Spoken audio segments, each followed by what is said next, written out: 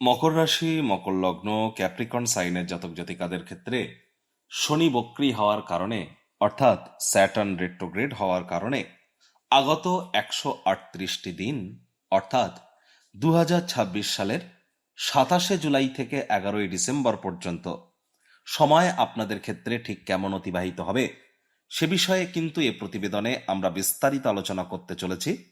গ্রহগত নক্ষত্রগত গোচরের ছক ধরে আপনাদের জীবনের প্রতিটি ক্ষেত্র নিয়েই শনি মহারাজ আপনাদের রাশিধিপতি, আপনাদের রাশির মালিক তিনি তিনি কিন্তু বক্রী হয়েছেন আপনাদের পরাক্রমের ভাবে। আর তিনি বক্রী হওয়ার পর আবার 9ই অক্টোবর নিজেরই নক্ষত্র উত্তর ভাদ্রপদেও কিন্তু গোচর করবেন। গুরু বৃহস্পতি কিন্তু এ সময় আপনাদের কেন্দ্রীয় স্থানে, তিনি কিন্তু উচ্চস্থ অবস্থানে আছেন আপনাদের মোক্ষের প্রতি এবং ব্যয়ের প্রতি এবং পরাক্রমেশ। আর এর সাথে সাথে আপনাদের মধ্যে যারা উত্তরাষাঢ়া, শ্রবণা এবং ধনিষ্ঠা নক্ষত্রের জাতক জাতিকা, তাদের জন্য আলাদা করে নক্ষত্রগত আলোচনাতে আমরা থাকতে চলেছি। পরিশেষে যেমন প্রতিকার নিয়ে আলোচনায় থাকি তেমনটি আছি। আলোচনাটি ইন জেনারেল হবে, অর্থাৎ এই পৃথিবীতে যতজন মকর রাশির জাতক জাতিকা আছেন তাদের প্রত্যেকের জন্য। আপনি চাইলে আপনার ব্যক্তিগত গণনা এনি টাইম আমাদের দ্বারাই করাতেই পারেন। এর জন্য স্ক্রিনে আমরা নাম্বার দিয়ে থাকি। শনিবার রবিবার অফিসে এসে সামনাসামনি ফেস টু ফেস সাক্ষাৎ আপনারা করতেই পারেন, অথবা ওভার ফোনের মাধ্যমে এনি টাইম যোগাযোগ করুন। তো চলুন আলোচনায় প্রবেশ করা যাক। মকর রাশি, মকর লগ্ন, ক্যাপ্রিকন সাইনের জাতক জাতিকারা কালপুরুষের রাশিচক্র অনুযায়ী দশমতম, অর্থাৎ আপনারা দশমতম রাশির আন্ডারে পড়েন। আপনাদের রাশিধিপতি গ্রহরাজ শনি মহারাজ স্বয়ং। আর স্ক্রিনে আপনারা যে চারটি দেখতে পাচ্ছেন, এটি মকর রাশির জাতক জাতিকাদের 2026 সালের 27শে জুলাই আপনাদের গ্রহগত গোচরের ছক ঠিক এমনটিই কিন্তু দেখাবে। শনি মহারাজ আপনাদের ক্ষেত্রে আপনাদের থার্ড হাউস, যেখানে 12 লেখা আছে গুলিয়ে ফেলবেন না, ওটি আপনাদের থার্ড হাউস, পরাক্রমের ভাব, ওখানেই তিনি বক্রী হয়েছেন বুধের নক্ষত্র রেবতী নক্ষত্রে। 9ই অক্টোবর নিজের নক্ষত্র উত্তর ভাদ্রপদে গোচর করে যাবেন। শনি মহারাজের তৃতীয় দৃষ্টি থাকবে আপনাদের প্রথম ত্রিকোণ ভাবে, তারপর শনি মহারাজের দ্বিতীয় দৃষ্টি থাকবে আপনাদের দ্বিতীয় ত্রিকোণ ভাবে, অর্থাৎ আপনাদের ভাগ্যস্থানে। আর শনি মহারাজের অন্তিম দৃষ্টি থাকবে আপনাদের মোক্ষের ভাব, ব্যয়ের ভাবে। আর যেহেতু বক্রী হয়েছেন, একটি ঘর পিছিয়েও কিন্তু তিনি ফল দেবেন, অর্থাৎ আপনাদের পরিবার, বাণী, অর্থের ভাবে। আর যেহেতু তিনি আপনাদের রাশিধিপতি, তাহলে আপনাদের ব্যক্তিত্বের উপরেও তিনি প্রভাব সৃষ্টি করবেন। প্রথমে ইনশর্ট আমরা জেনে নেব শনির এই যে পরিবর্তন 27শে জুলাই থেকে 11ই ডিসেম্বর পর্যন্ত আপনাদের ক্ষেত্রে কি কি গুরুত্বপূর্ণ পরিবর্তন করবে, তারপর ডিটেলস আলোচনায় যাব। দেখুন, প্রথমত এটি আপনার বাইরের আউটসাইড ওয়ার্ল্ডের যতটা পরিবর্তন করবে তার থেকে বেশি আপনার ইন্টারনাল জগতের পরিবর্তন আরো বেশি করবে।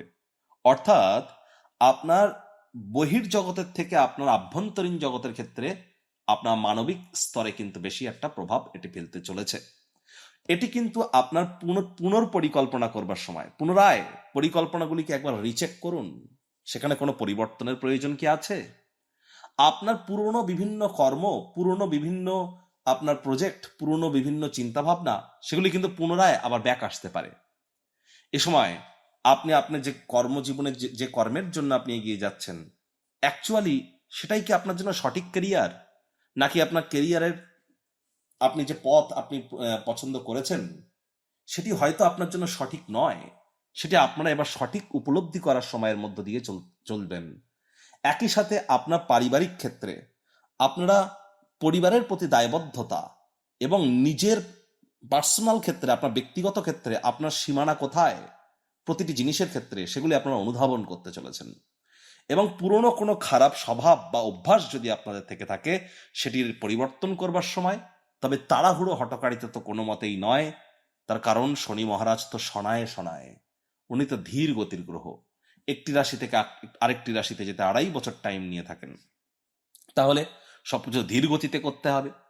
আর আপনারা হয়তো একটু ভালোবাসেন দ্রুততার সঙ্গে কোনো একটা কাজ সম্পূর্ণ করতে, কিন্তু না, এ সময় কিন্তু একটু ধীর গতির হয়ে যেতে হবে, গতিকে একটু ধীর করতে হবে এবং খুব ধীর গতিতে, ধীর লয়ে, সঠিক ফোকাস নিয়ে আপনাদের নিজের লক্ষ্যের প্রতি অবিচলভাবে আপনাকে কর্ম করে যেতে হবে এবং ঠিক করতে হবে যে আমার বাউন্ডারি কত দূর, আমার কাজের প্রতি সীমাবদ্ধতা, আমার মানসিক সীমাবদ্ধতা এটা কতটা, তার বাইরে আমি কখনো বার হব না।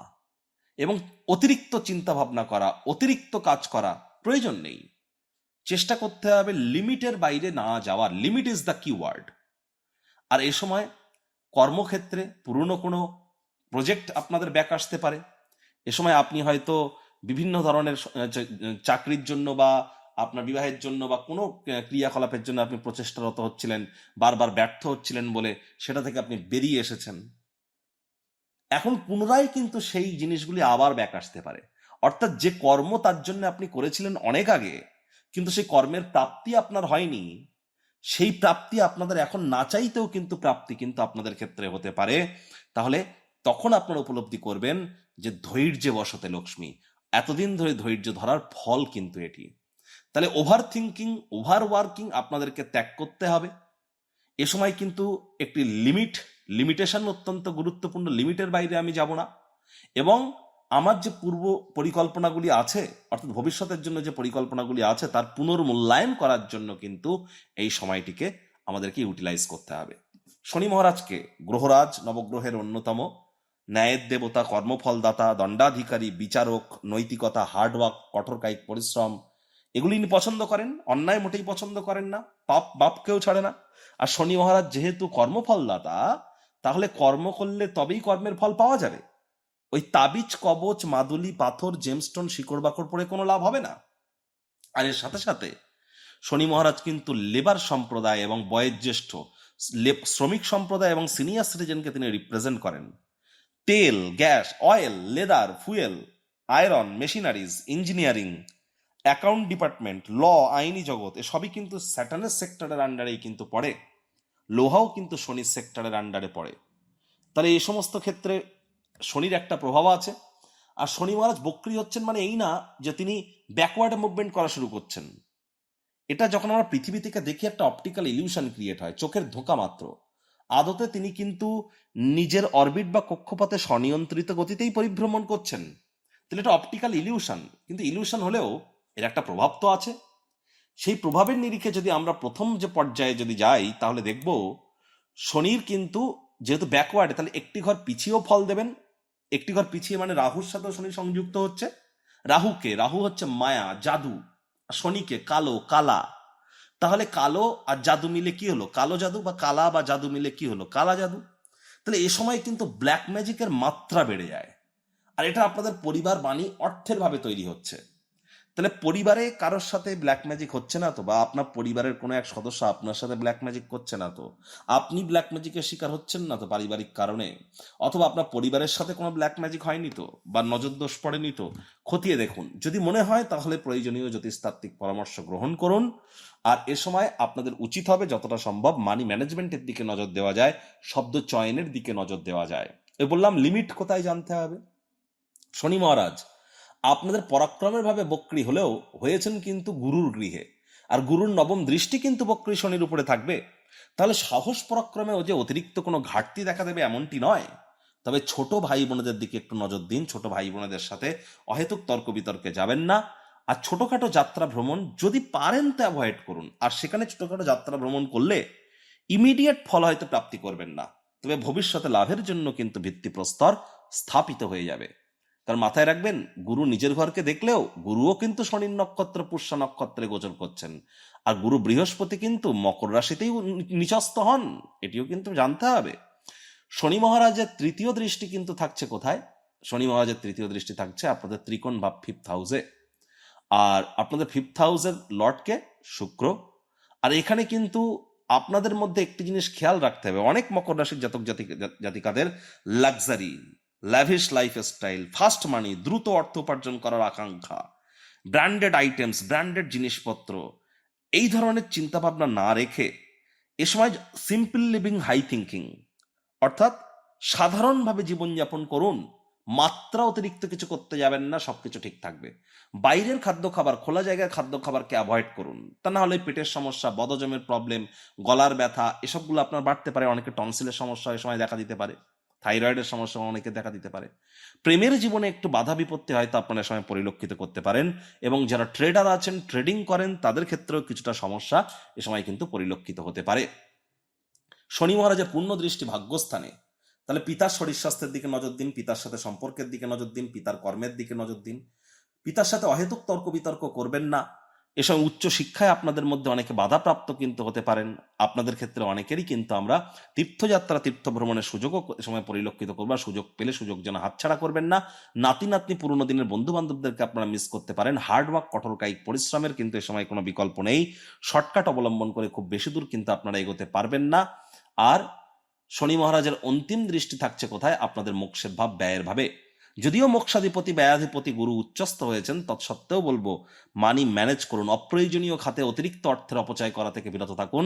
বর্তমানে যারা বিদেশে আছেন তাদেরকে বলবো, যদি কোনো সমস্যা সাডেন দেখা দেয়, আচানক কোনো সমস্যা যদি দেখা দেয়, তাহলে জ্যোতিষতাত্ত্বিক পরামর্শ আপনারা নিতে যেন ভুলবেন না। সাবধানে গাড়ি ঘোড়া চালান, চোট আঘাত কিন্তু লাগতেই পারে। এ সময় আপনাদের আয় ইনকামও বৃদ্ধির যোগ পরিলক্ষিত হচ্ছে এবং পুরনো কোনো কর্মের ফল কিন্তু আপনারা এ সময় প্রাপ্তি করতে পারেন। এ সময় কিন্তু অবশ্যই আপনাদের জন্য অনেক বেটার জিনিসও আছে। যারা অবিবাহিত আছেন তাদের বিবাহের যোগও কিন্তু পরিলক্ষিত হচ্ছে। তবে সততা খুবই কিন্তু গুরুত্বপূর্ণ। উত্তরাষাঢ়া নক্ষত্রের জাতক জাতিকা যারা আছেন, চেষ্টা করবেন এ সময় আমি আমি আমি আমি না করার। আমি লিড করব, সবাই আমার কথা শুনে চলুক, মাই ওয়ে আর হাইওয়ে, না, এটা একদমই করা যাবে না। এ সময় যতটা সবার সাথে টিম ওয়ার্ক, মিলে মিশে কাজ করতে হবে। আপনার নিচে যারা কাজ করে তাদের কথাও শুনতে হবে। সকলের তরে সকলে আমরা, প্রত্যেকে আমরা পরের তরে। এই কথাটি যদি আপনারা উপদেশ না হিসাবে আপনারা যদি প্রতিকার স্বরূপ মেনে চলতে পারেন, তাহলে এই পুরো শনির বক্রী অবস্থা আপনাদের জন্য ভালোই যাবে। শ্রবণা নক্ষত্রের জাতক জাতিকা যারা, তাদের চঞ্চলতা কমাতে হবে। এ সময় চঞ্চলতা কিন্তু অত্যন্ত ক্ষতিগ্রস্ত করবে আপনাদের, কারণ শনি ধীর গতির গ্রহ। তাহলে আপনাকেও ধীর হতে হবে। অর্থাৎ শরীর যদি শান্ত না হয়, শরীর যদি স্থির না হয়, ধীর না হয়, তাহলে মন কিভাবে শান্ত, ধীর বা স্থির হবে? আর আমি নিজেই যদি সুখে না থাকি, আমি আমার আশপাশের মানুষজনদেরকে কিভাবে সুখ প্রদান করব? তাহলে চেষ্টা করতে হবে এ সময় একটু ধীর গতির হওয়া এবং প্রতিটা সিদ্ধান্ত গ্রহণ করবার আগে অন্তত 48 ঘন্টা সেটা নিয়ে বিচার বিশ্লেষণ করা। এটি আপনাদেরকে লাভান্বিত করবে। ইমিডিয়েট কোনো সিদ্ধান্তে যেন উপনীত হবেন না। ধনিষ্ঠা নক্ষত্রের জাতক জাতিকাদের বলবো, আগুন, বিদ্যুৎ, বজ্রপাত, আগুন, বিদ্যুৎ এবং বজ্রপাত, এই তিনটি জায়গা থেকে সাবধানে থাকুন। ধনিষ্ঠা নক্ষত্রের জাতক জাতিকাদের মধ্যে যারা high blood pressure, low blood pressure, haemoglobin fall করার মতো সমস্যা, হাড়, কোমরে মাজায় ব্যথা, হাড় গোড়ে ব্যথা, অথবা কার্ডিওভাস্কুলার কোনো ডিজিজ আছে, তাদেরকে কিন্তু অত্যন্ত প্রিকশন নিয়ে চলতে হবে। প্রয়োজনে ভিড়ভাট্টা অ্যাভয়েড করুন, চঞ্চলতা অ্যাভয়েড করুন, ধীর শান্ত প্রকৃতির হওয়ার চেষ্টা করুন। আপনাদের ক্ষেত্রেও কিন্তু এ সময় কিওয়ার্ড হচ্ছে ধৈর্যে বসতে লক্ষ্মী। যে ধৈর্য ধরে চলবে ধনিষ্ঠ নক্ষত্রের, তারাই কিন্তু লাভান্বিত হবে। আর এই সময় কিন্তু আপনারা যদি তাড়াহুড়ো করেন, মেজাজ যদি গরম করে ফেলেন, তাহলে পরিস্থিতি ইমিডিয়েট আপনার হাতের বাইরে কিন্তু চলে যাবে। যাদের জন্ম সংখ্যা, ভাগ্য সংখ্যা এবং নাম সংখ্যা, এই তিনটি জিনিস এর মধ্যে 4, 7 অথবা 8 আছে, তারা ইমিডিয়েট জ্যোতিষতাত্ত্বিক পরামর্শ গ্রহণ করুন। বুঝবেন কি করে? গুগলে যান, গুগলে গিয়ে সার্চ করুন driver number, conductor number, calculator. Driver number, conductor number, calculator. Calculate করে দেখুন সেখানে আপনার কি কি আসছে। তারপর সার্চ করুন name numerology calculator, name numerology calculator. Calculate করে দেখুন আপনার ফুল নেম বসিয়ে 4, 7 বা 8 আসলে জ্যোতিষতাত্ত্বিক পরামর্শ নিন। প্রতিকার স্বরূপ আলোচনা করতে গিয়ে আপনাদেরকে বলবো, স্ক্রিনে আপনারা দেখতে পাচ্ছেন শনি মহারাজের প্রণাম মন্ত্র।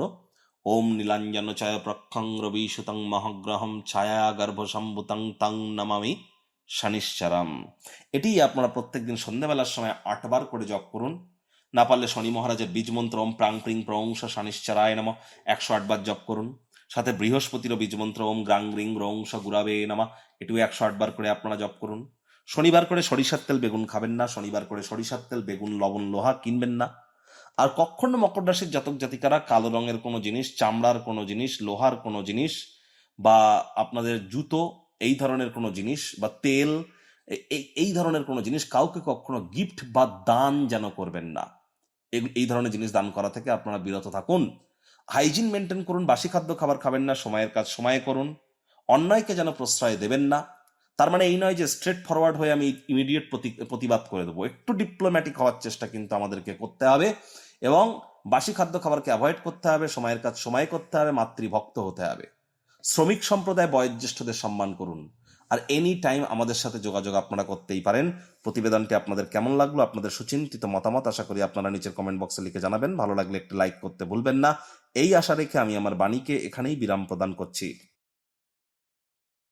সংসারে অশান্তি, প্রেমে বাধা বা বিবাহে অনিশ্চয়তা, ব্যবসাতে ক্ষতি বা চাকরিতে ডামাডোল, অসুস্থতা, দুঃখ, দারিদ্রতা থেকে কিছুতেই রেহাই মিলছে না, পরীক্ষায় ফেল, তাহলে আর দেরি কেন?